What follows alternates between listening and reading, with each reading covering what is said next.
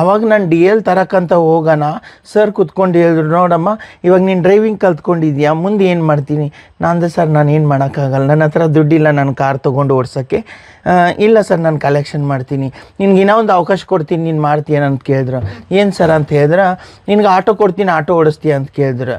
ಆವಾಗ ನಾನು ಸರ್ ಅದಕ್ಕೆ 3 ವೀಲ್ಸ್ ಇರುತ್ತೆ ಸರ್, ಅದು ರೋಡಲ್ಲಿ ಓಡಲ್ಲ, ಒಂದು ಸೈಡೇ ಹೇಳ್ಕೊಂಡು ಹೋಗುತ್ತೆ ಸರ್, ನನಗೆ ಭಯ ಆಗುತ್ತೆ, ನನಗೆ ಬೇಡ ಅಂತ ಹೇಳಿದ್ರು. ಇವಾಗ ಕಾರ್ ಓಡಿಸ್ತೀಯ ಅಂತ ಹೇಳಿದ್ರು. ಹ್ಞೂ ಅಂತ ಹೇಳಿದೆ. ಅದು ಹೆಂಗೆ ಓಡಿಸ್ತೀಯ? ನಾನು ಟ್ರೈನಿಂಗ್ ಕೊಟ್ಟಿದ್ರಲ್ಲ ಅಂತ. ಮತ್ತು ಅದೇ ಥರ ಆಟೋದು ಟ್ರೈನಿಂಗ್ ಕೊಡ್ತೀನಿ, ನೀವು ಆಟೋ ಓಡಿಸಿ ಅಂತ ಹೇಳಿದ್ರು. ಸರಿ ಆಯಿತು, ಅವಕಾಶ ಬಂದೈತಿ, ಏನಕ್ಕೆ ಮಿಸ್ ಮಾಡಬೇಕು? ಯಾಕಂದ್ರೆ ಫಸ್ಟ್ ನನ್ನ ಕಾರಲ್ಲೇ ಸ್ವಲ್ಪ ನನಗೆ ತುಂಬ ಇಷ್ಟ ಆಗಿತ್ತು ಅಂದ್ಬಿಟ್ಟು ಆಟೋಗೆ ಮತ್ತೆ ಹೋದ. ಆಟೋಗೆ ನನಗೆ ಟ್ರೈನಿಂಗ್ ಕೊಟ್ಟರು, ಒಂದೇ ವಾರ ಟ್ರೈನಿಂಗ್ ಕೊಟ್ಟರು. ನನಗೆ ಒಂಟಿಯಾಗಿ ನಾನು ಓಡಿಸ್ತಾ ಇದ್ದೆ. 15 ದಿವಸ ಬಿಟ್ಟು ನನಗೆ ಆಟೋನು ಕೊಟ್ಟರು ಸರ್ ಫ್ರೀಯಾಗಿ. ಆಟೋ ಬೇಡ ಸರ್, ಒಂದು ಲೇಡೀಸ್ ಓಡಿಸಿದ್ರೆ ಒಂದು ಜನ ಗೌರವ ಕೊಡ್ತಾರೆ, ಒಂದು ಜೆಂಟ್ಸ್ ಓಡಿಸಿದ್ರೆ ಜನ ಗೌರವ ಕೊಡ್ತಾರೆ, ಬಟ್ ಟ್ರಾನ್ಸ್ಜೆಂಡರ್ ಓಡಿಸಿದ್ರೆ ಸರ್ ಭಯಪಟ್ಟು ಯಾರು ಕಸ್ಟಮರ್ ಸವಾರಿ ಕುತ್ಕೋಲ್ಲ ಸರ್ ಅಂತ ಹೇಳಿದೆ. ಆವಾಗ ನಾನು ಏನು ಮಾಡೋದು, ಇದರಲ್ಲೂ ನನಗೆ ತಪ್ಸೋಕ್ಕಾಗಲ್ಲ ಸರ್, ಹಿಂಗೆ ಹೇಳ್ತಾರಲ್ಲ.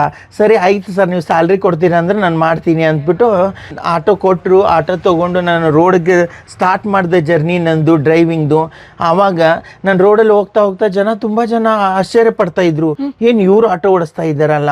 ಕೆಲವರು ಖುಷಿ ಪಡ್ತಾ ಇದ್ರು, ಕೆಲವರು ಒಂಥರ ನೋಡ್ಕೊತಾ ಇದ್ರು, ಇವ್ರು ಇವಾಗ ಭಿಕ್ಷಾ ಬಿಟ್ಬಿಟ್ಟು ಇವಾಗ ಆಟೋ ಓಡಿಸ್ತಾರ ಇವ್ರು ಅಂತ ಕೆಲವ್ರು ಅನ್ಕೊತಾ ಇದ್ರು. ಬಟ್ ನಾನು ಯಾವಾಗ ರೋಡಿಗೆ ಹೋದ, ಒಬ್ರು ಜನ ಹತ್ಸಕ್ಕೆ ಸ್ಟಾರ್ಟ್ ಆಯಿತು.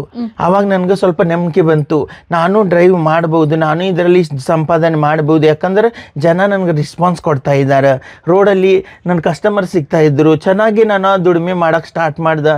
ಸ್ಟಾರ್ಟಿಂಗೇ 500 ಮಾಡ್ದೆ, ಆಮ್ಯಾಗ 1000 ರೂಪಾಯಿ ಮಾಡ್ದೆ.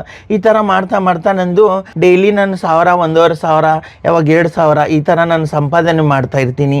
ಮೀಟರ್ ಏನಾರ ಯೂಸ್ ಮಾಡ್ತೀರಾ ಅಥವಾ ಯಾವ್ದಾದ್ರು ಆಪ್ ಇಟ್ಕೊಂಡಿದ್ದೀರಾ ಆಟೋಗೆ? ನಾವು ಮೀಟರ್ ಇದ್ರೆ ಅಪ್ ಅಂಡ್ ಡೌನ್ ಇದ್ರೆ ಮೀಟರ್ ಅಲ್ಲಿ ಬಿ ನಾವು ಹೋಗ್ತೇವೆ ಕಸ್ಟಮರ್ಗೆ.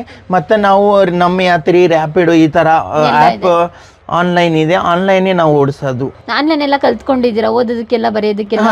ನಾನು ಆಕ್ಚುಲಿ ನಾನು ಸೆಕೆಂಡ್ PUC ಕಂಪ್ಲೀಟ್ ಮಾಡಿದ್ದೀನಿ. ಗ್ರೇಟ್. ನಾನು ಮೆಡಿಕಲ್ ಸ್ಟೂಡೆಂಟ್, ನಾನು 8 ವರ್ಷ ಜಾಬ್ ಮಾಡಿದ್ದೀನಿ. ನಾನು BSc ನರ್ಸಿಂಗ್ ಸ್ಟೂಡೆಂಟ್ ನಾನು.